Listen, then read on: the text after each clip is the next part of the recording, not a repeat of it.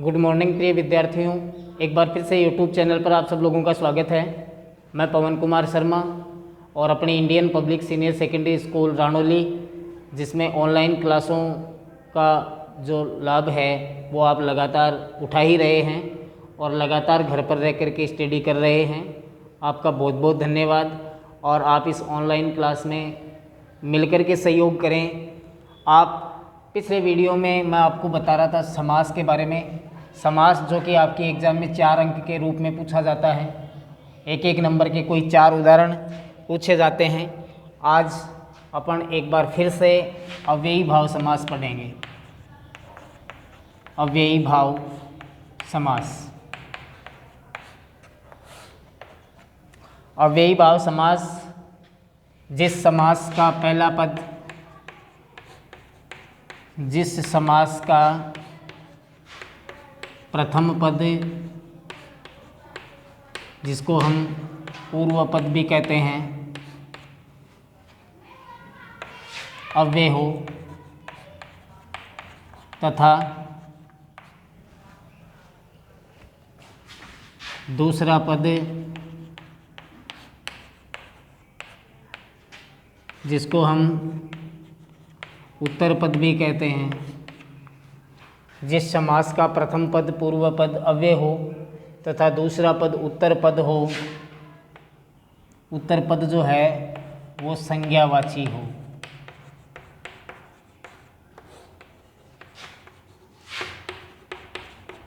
उसे अव्ययी भाव समास कहते हैं। सबसे पहले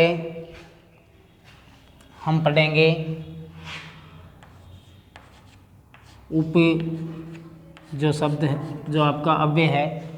आपने संस्कृत के अंदर बेटा जो अव्यय शब्द हैं वो तो पढ़ ही रखे होंगे। जो अपने वो अव्यय शब्द जो संस्कृत में उपसर्ग के रूप में काम में लिए जाते हैं, उनका अपना जो है वो कोई स्वतंत्र अर्थ जो होता है वो दूसरों के साथ जुड़ करके उसके अर्थ को बदल देते हैं। उप का अर्थ होता है बेटा समीपम, और प्रथम पद के साथ षष्ठी विभक्ति का प्रयोग किया जाता है।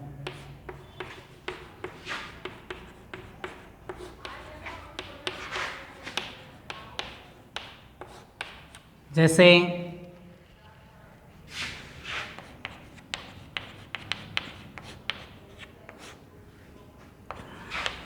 उप कृष्णम, ये आपका उप है जो अव्यय शब्द है। कृष्णम जो यहाँ पर शब्द आया है, कृष्ण जो शब्द है इसकी अपन षष्ठी विभक्ति बनाएंगे तो कृष्णस्य कृष्णयो, कृष्णस्य कृष्णयो, कृष्णा नाम षष्ठी। तो किस प्रकार से हम इसकी षष्ठी विभक्ति बनाएंगे? कृष्ण की कृष्णस्य, और उप का हम यहाँ पर अर्थ लिखेंगे। उप का अर्थ होगा समीपम। ये इसका समास विग्रह हो गया बेटा। समास का नाम होगा आपका अव्ययी भाव समास। जैसे उपनदी, तो नदी जो है वो स्त्रीलिंग शब्द है और षष्ठी विभक्ति होती है बेटा नद्या। नदी का नद्या षष्ठी विभक्ति शब्द, उप का अर्थ समीपम, नद्या समीपम, और समास का नाम वही होगा। जैसे उप गंगम, तो गंगा भी स्त्रीलिंग शब्द है बेटा। गंगा का षष्ठी विभक्ति जब हम रूप लिखेंगे तो बेटा गंगायाः समीपम, और समास का नाम होगा अव्ययी भाव समास। जैसे उप नगरम, तो नगरस्य समीपम। जैसे उपाश्वम, अश्वस्य समीपम, अश्वस्य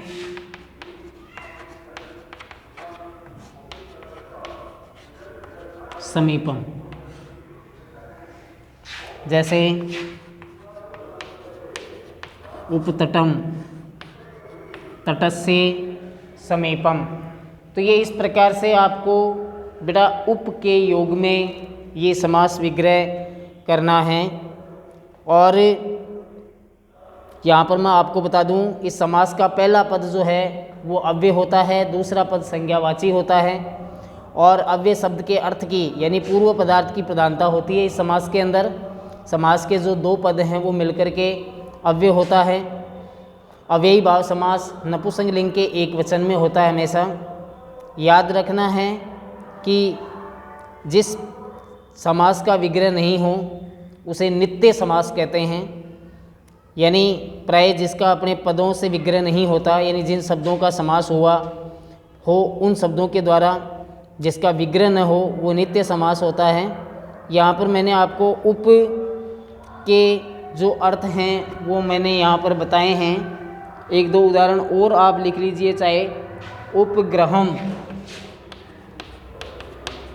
तो ग्रह से समीपम, उपगजम गजस्य समीपम, उपयमुनम यमुना बेटा स्त्रीलिंग शब्द है तो यमुनायाः समीपम, यमुनायाः समीपम। तो इस प्रकार से आप इस उप के योग में कर सकते हैं। जैसे उपगु भी एक शब्द है। गु का मतलब होता है गाय। गाय की षष्ठी विभक्ति लिखेंगे तो गावय है, गावय है समीपम, गायों के पास। उपगु तो गावय है समीपम। इसके बाद में उपनगरम हो चुका है, उपाश्वम हो चुका है बेटा। अब आप करेंगे बेटा अनु के योग में। इस समास को अनु के योग में आप लिखेंगे।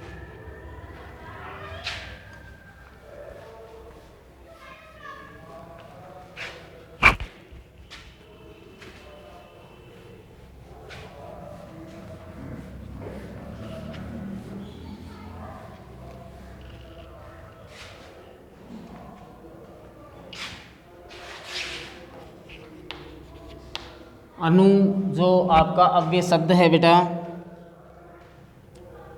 इसमें दो अर्थों में इसको आप करना है। एक तो होता है अनु का अर्थ पश्चात, जिसका अर्थ होता है पीछे या बाद में अनु का। और एक होता है योग्यम। दो अर्थ होते हैं इसके, दोनों में आपको अलग अलग उदाहरण मिलेंगे जो आप करेंगे। एक का अर्थ है पश्चात और एक का अर्थ है योग्यम। और वही प्रथम पद में षष्ठी विभक्ति का प्रयोग होता है।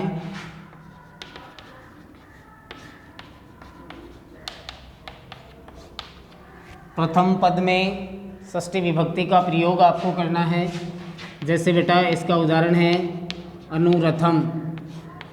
रथ की षष्ठी विभक्ति बनाएंगे रथस्य और अनु का पश्चात, रथ के पीछे या रथ के बाद में। अव्ययी भाव समास है। इसके बाद में बेटा अगला करेंगे अनुग्रहम। तो वही स्थिति इसमें है, ग्रह से पश्चात। अगला उदाहरण है बेटा अनुविष्णु।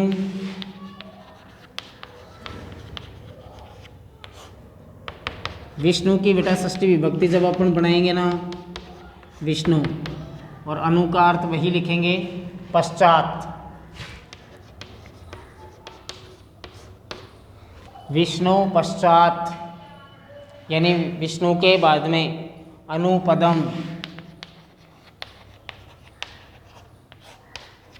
अनुपदम तो पदस्य पश्चात, पद के पीछे पद के बाद में। अगला है अनुजनकम।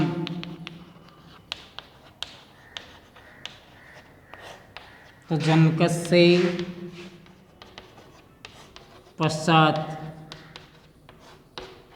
जनकस्य पश्चात अनुशंभु, अनुशंभु, शंभो पश्चात, शंभु की षष्ठी विभक्ति शंभो, शंभो बनाएंगे इसका। अनुलतम,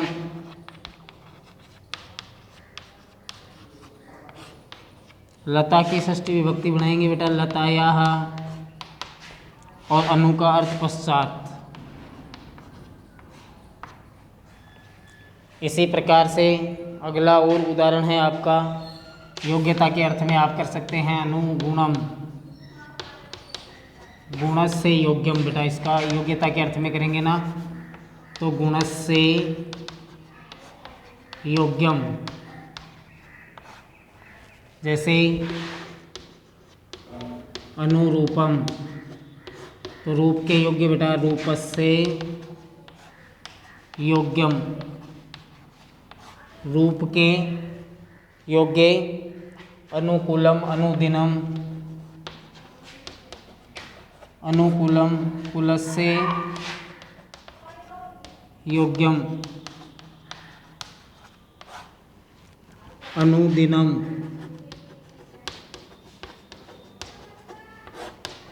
दिनस्य योग्यम, दिनस्य योग्यम। तो इस प्रकार से बेटा आप अनु के योग में इस समास को कर सकते हैं जो कि अव्ययी भाव समास है। पहला आपने उप के योग में पढ़ा, दूसरा अनु के योग में पढ़ा, अब तीसरा है बेटा प्रति के योग में। तीसरा यही समास है जो आप प्रति के योग में पढ़ेंगे।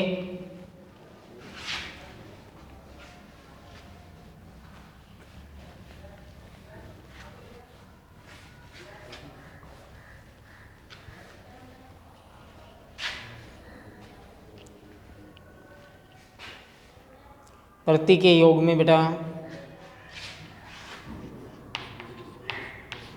प्रति का अर्थ होता है वैसे तो विप्सा, प्रति का अर्थ होता है बेटा विप्सा। और यहाँ पर आपको ध्यान रखना है उत्तर पद को 2 बार लिखना है, 2 बार लिखा जाता है।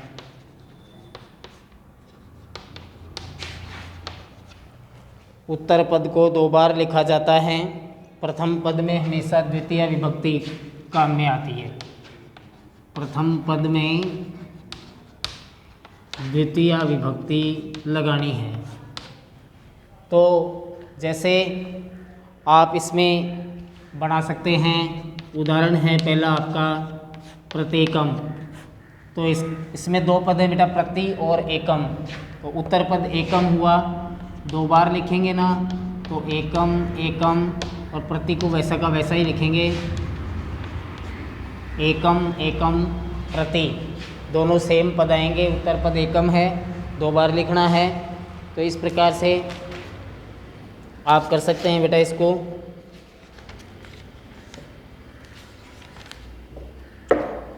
अगला है आपका प्रति पादम, पादम पादम प्रति।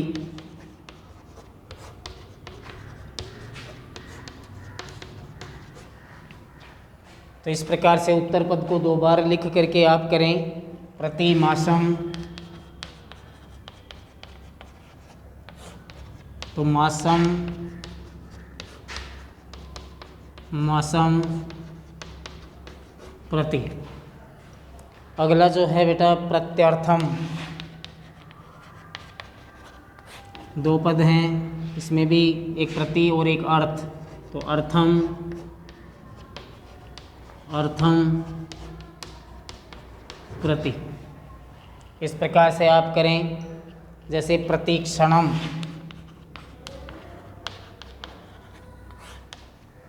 2 पद हैं, एक प्रति और एक क्षणम। उत्तर पद क्षणम हुआ, 2 बार लिखेंगे तो क्षणम क्षणम प्रति।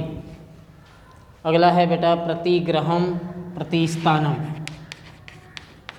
प्रतिग्रहम भी ऐसे ही बनाना है आपको, और प्रतिस्थानम भी आपको ऐसे ही बनाना है, 2 बार लिखना है उत्तर पद को। ग्रहम ग्रहम प्रति और स्थानम स्थानम प्रति, इस प्रकार से अव्ययीभाव समास करना है। अगला अपन पढ़ेंगे बेटा यथा के योग में।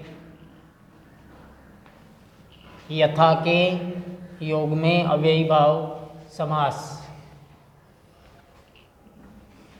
यथा जो है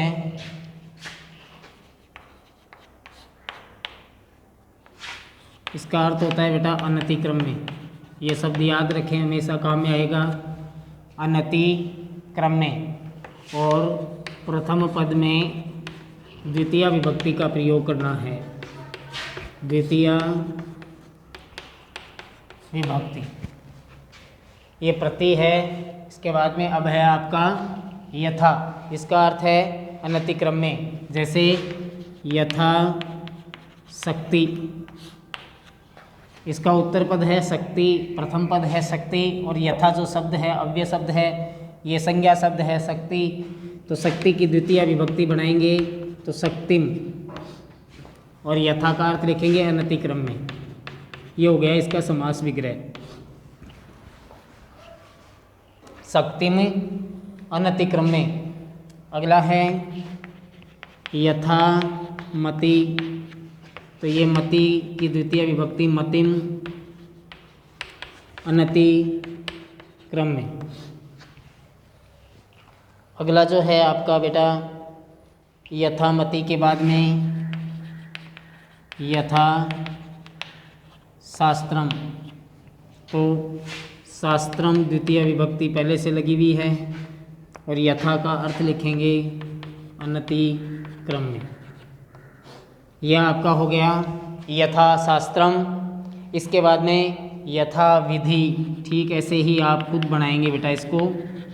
यथा विधि को विधिम अनतिक्रम में बनेगा, विधिम अनतिक्रम में। यथेच्छम, यथेच्छम इच्छा है शब्द, इसका संज्ञावाची, इच्छा की द्वितीय विभक्ति बनाएंगे तो इच्छाम अनतिक्रम में। इसके बाद में बेटा यथा स्थानम, वैसे का वैसे ही बनाना है। स्थानम इसका द्वितीय विभक्ति पहले से लगी हुई है, तो स्थानम अनतिक्रम में। इसके बाद में यथा योग्यम, और भी कुछ उदाहरण हैं आप खुद बना सकते हैं। योग्यम अनतिक्रम में समास विग्रह कर सकते हैं। यथा कालम,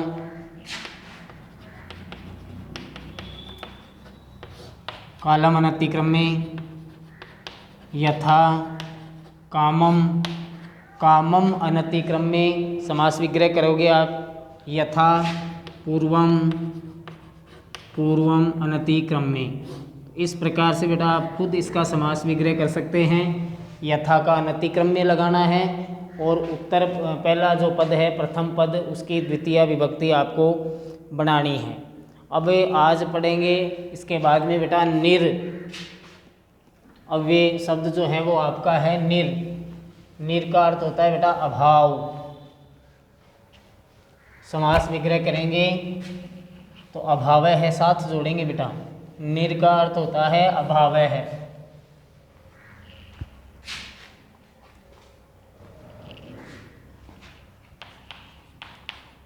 निर का अर्थ होता है बेटा अभाव है। और प्रथम पद में षष्ठी विभक्ति का प्रयोग किया जाता है। कौन सी विभक्ति का प्रयोग किया जाता है? षष्ठी विभक्ति का प्रयोग किया जाता है। जैसे बेटा आपका उदाहरण है सबसे पहला निर्जनम।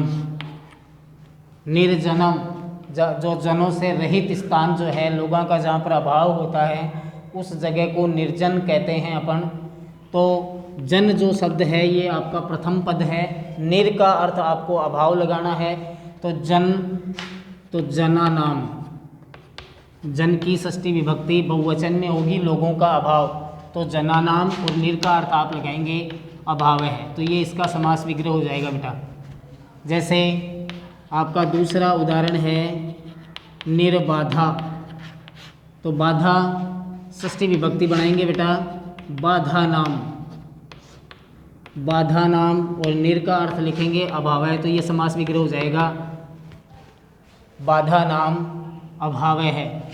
जैसे बेटा निर्धनम, धन का अभाव, निर्धन होता है तो धनस्य अभाव है, षष्ठी विभक्ति बनाएंगे धन की, धन का अभाव, निर्धनम। जैसे बेटा अगला उदाहरण है आपका निर्जलम, जहाँ जल का अभाव हो उसको निर्जल कहते हैं, जल की षष्ठी विभक्ति बनाएंगे जलस्य और निर का अर्थ लगाएंगे बेटा अभाव है। तो इस प्रकार से आप इसका समास विग्रह कर सकते हैं। इसके बाद में आप खुद बनाएंगे कुछ शब्द हैं, जैसे निर, ये आपका बेटा सॉरी निर्बाधा नहीं है, निर्बाधम करना है इसको, निर्बाधम, बाधा नाम अभाव है। और इसके बाद में निस्संकम, अगला आप खुद बना सकते हैं निस्संकम, निस्संकम, शंका बेटा स्त्रीलिंग शब्द है, षष्ठी विभक्ति बनाएंगे तो शंकायाः अभाव है। इस तरह से आप इसका समास विग्रह कर लेंगे। इसके बाद में निर्मस्कम, निर्मस्कम, मस्कम का मतलब होता है बेटा मच्छर, पुल्लिंग है तो मस्का नाम अभाव है, मच्छरों का अभाव। और इस प्रकार से निर्मक्षिकम, निर्मक्षिकम, मक्षिकम यानी बेटा मक्खी होता है, स्त्रीलिंग शब्द है तो मक्षिका नाम अभाव है। इस प्रकार से आप षष्ठी विभक्ति का प्रयोग करके बना सकते हैं। और इसके बाद में आपका एक और शेष बचा है जो इसी वीडियो में मैं आपको बता देता हूँ, फिर कल दूसरे वीडियो में अपन दूसरा एक और पढ़ लेंगे समास। एक 2 ही मिनट का काम शेष है, इसलिए मैं आज इसी वीडियो में इसको कंप्लीट कर देता हूँ। अगला जो है आप लिखें बेटा स के योग में, स का अर्थ जो होता है बेटा सहितम लिखना है आपको। और इसमें ध्यान रखना है कि प्रथम पद में हमेशा तृतीया विभक्ति का प्रयोग किया जाता है। प्रथम पद में कौन सी विभक्ति का प्रयोग करना है? तृतीया विभक्ति का। जैसे बेटा मैं पहला उदाहरण आपको बताने जा रहा हूँ, स है चित्रम, चित्र, चित्रम जो शब्द है चित्र, इसका आपको तृतीया विभक्ति बनाएंगे तो राम की रामेण होती है तो बेटा चित्र की चित्रेण होगी, तो चित्रेण। स का अर्थ आप यहाँ लिखेंगे सहितम, चित्रेण सहितम, ये इसका समास विग्रह हो जाएगा। जैसे इसी प्रकार से आप खुद बना लेंगे स मित्रम, जैसे स शरीरम, जैसे सा अनुवादम, अनुवादेन सहितम, स शरीरम शरीरेण सहितम, स मित्रम मित्रेण सहितम। जैसे बेटा स है शस्त्रम, शस्त्रेण सहितम, शस्त्रेण सहितम। इसके बाद में स चित्रम स हृदयम। अगला आप खुद बनाएंगे बेटा, सारे तृतीया विभक्ति से ही बनेंगे, हृदयेन सहितम आप खुद बना सकते हैं। स है शस्त्रम हो चुका है। इसके बाद में स धर्मम, स धर्मम धर्मेन सहितम आप खुद बना सकते हैं, इसका भी समास विग्रह। जैसे शास्त्रम अस्त्रेण सहितम, बेटा इसको करेंगे आप इस प्रकार से, अस्त्रेण, दो शब्द हैं इसमें, एक स और एक अस्त्र, तो अस्त्रेण सहितम, तो ये इसका समास विग्रह होगा। इसके बाद में अगला आप खुद बनाएंगे स कलम। कला शब्द बेटा स्त्रीलिंग है, इसलिए स्त्रीलिंग की तृतीया विभक्ति आप बनाएंगे कला भी। किस प्रकार से बनाएंगे? कला भी सहितम। और इसके बाद में शांतम आप खुद बना सकते हैं, शांतम अंतेन सहितम, अंत के साथ। और इसके बाद में है एक अंतिम जो उदाहरण है आपका सत्वरम। त्वर शब्द बेटा शीघ्रता स्त्रीलिंग है, इसलिए आप स्त्रीलिंग की तृतीया बनाएंगे तो त्वरया सहितम, शीघ्रता के साथ। इस प्रकार से आपका अव्ययी भाव समास बेटा कंप्लीट है। अगले वीडियो में अपन दूसरा और समास पढ़ेंगे। तब तक के लिए नमस्कार प्रिय विद्यार्थियों, धन्यवाद।